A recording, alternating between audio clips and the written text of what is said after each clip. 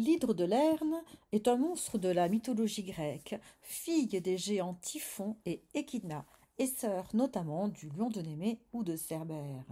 Nourrie par la déesse Héra par haine pour Héraclès ou Hercule, cette hydre, hydros en grec, veut dire l'eau, mais veut dire également la vipère, dans les marais de Lerne, où son souffle empoisonné terrorisait la région.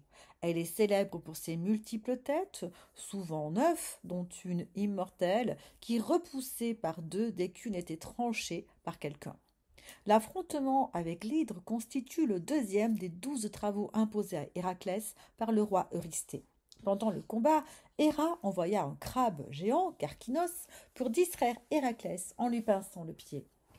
Ce crabe fut écrasé par le héros, mais la déesse Héra, pour le remercier de son service et touchée par sa fidélité et son amitié pour l'hydre, le plaça dans le ciel, donnant naissance à la constellation du Cancer. Héraclès parvint à vaincre l'hydre grâce à l'aide de son neveu Iolaos, qui cautérisait les coups tranchés par le feu pour empêcher la régénération.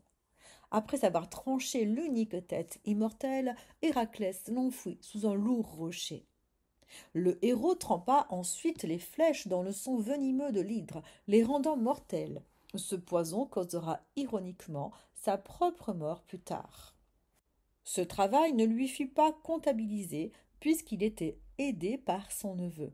Ainsi, il devait faire 10 travaux à la base, il dut en faire 11, puis 12 ultérieurement, quand il demanda un salaire après avoir nettoyé les écuries d'Augias.